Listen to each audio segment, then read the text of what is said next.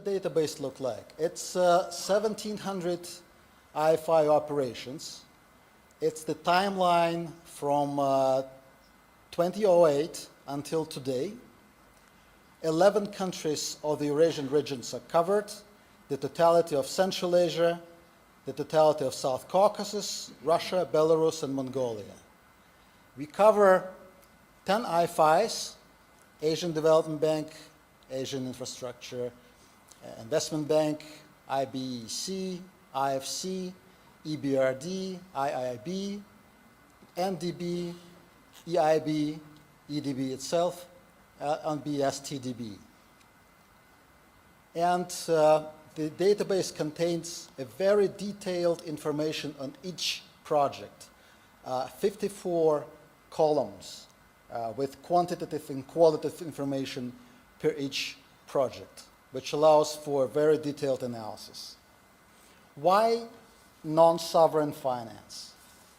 Well, for several reasons. First of all, EDB specializes in non-sovereign finance. Essentially what we do is non-sovereign finance, almost 100%.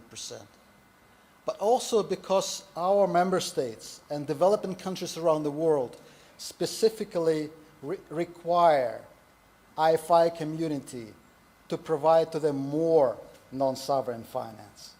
Because sovereign finance is good for hard infrastructure, for energy, connectivity, water, social, while with non-sovereign finance you can do all of that, but you can also finance industry and agriculture in a big way.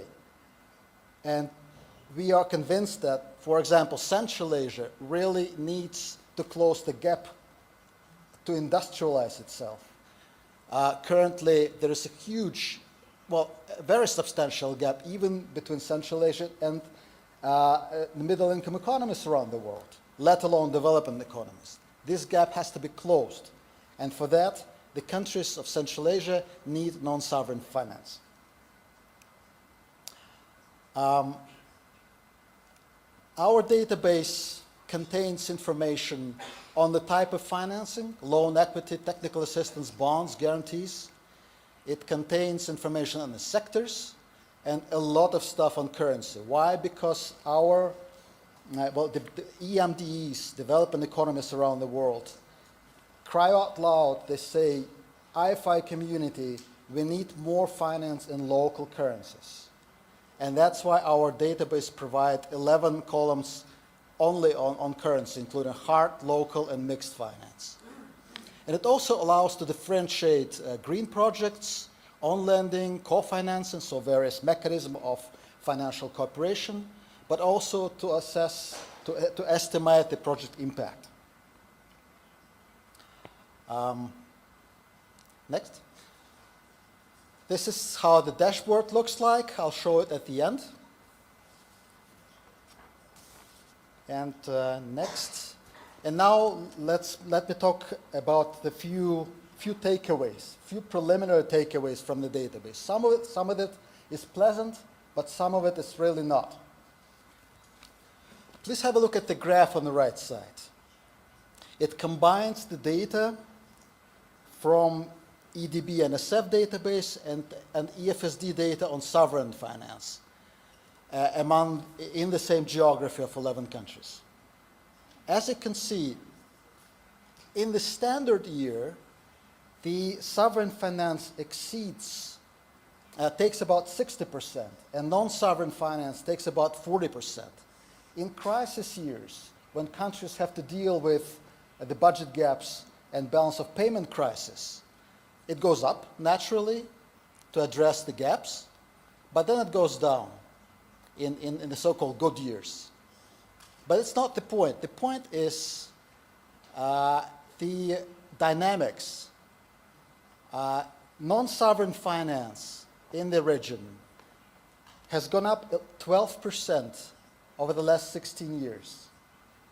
However, if we count that in real terms, inflation adjusted, that's an actual decrease of 21%. By the way, sovereign finance is flat in real terms over the last 2 decades, while non-sovereign finance actually decreased 20% in real terms, and it doesn't look good. If we measure that by the percentage of GDP of our economies, this percentage is quite modest. So what I'm saying is that the current G20 discussions are under the motto, MDB system has to be bigger, better, and more effective. And our analysis, based on that database, entirely confirms this hypothesis. We, as a system of IFIs, indeed have to do more to be bigger, better, and more effective. For that, we need more capital, sure, but we also need to be more energetic, and we need more financial innovation. A few more takeaways.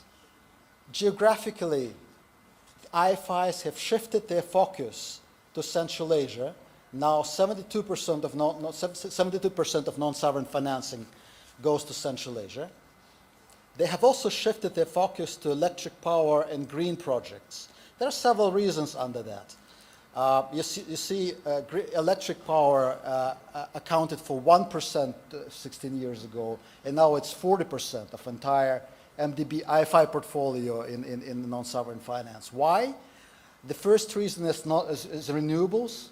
You can finance renewables by means of the non-sovereign finance.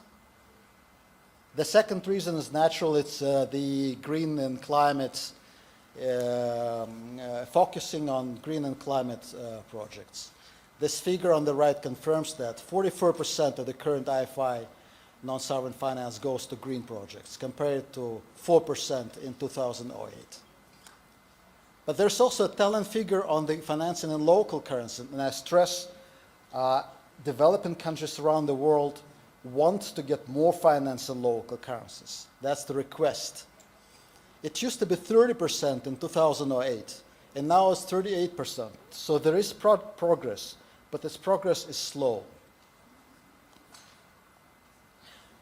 Next slide, please. Institution-wise, EDB, EBRD, and ADB take the lead in non-sovereign finance in the region. EDB with $4.2 billion over 2 years, EBRD 2.1, ADB 0.8, closely followed by IFC. Let me now show you how the dashboards and the database look like. Well, the database is very simple and easy to use. It's Excel file with many possibilities for playing out with data. Let's take a look at that. It contains 3 main worksheets: contents, methodology, and operations. The introductory information is understandable, then methodology. Now the main page is operations. Each row represents a separate non-sovereign operation. Each operation has 54 features. We can use the filters on row 3 to look up the IFI non-sovereign operations in a specific country, sector, such features as green finance, and then they can be combined in any way you like.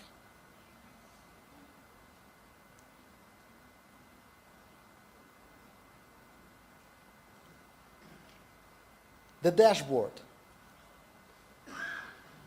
We need to go to the front page of our website, EDB website, then to research page, then to non-sovereign finance database. The dashboard has 6 diagrams. At the very top of the dashboard, you can find the filters that alter all the diagrams. For example, let's choose Kazakhstan. Now you can see the data for Kazakhstan, and then we do more detailed analysis. For example, we choose green projects. Now you can see results for green projects in Kazakhstan. You may choose several countries at the same time, and now we'll see how the results look like for Central Asia as a region.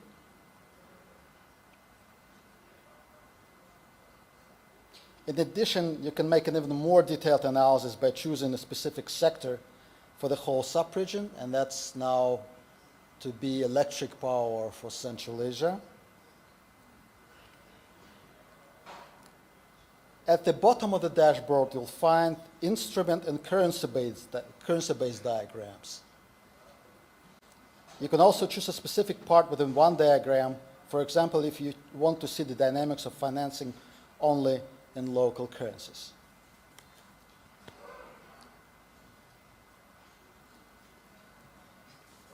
Let me conclude. As you see, if we delve into the quantitative analysis of IFI activities, we see some pleasant things, but we also see some not so much pleasant things. We, as a system of IFIs, indeed have to be bigger, better, and more effective. So the G20 motto is correct. That's the database proves that. And for that purpose, we make this database as of today available with the dashboard and the analysis, and we would like to invite all our fellows, MDBs and IFIs, the expert community and journalists to cooperate with us on the quantitative and qualitative analysis of our common activities in development finance. Thank you very much.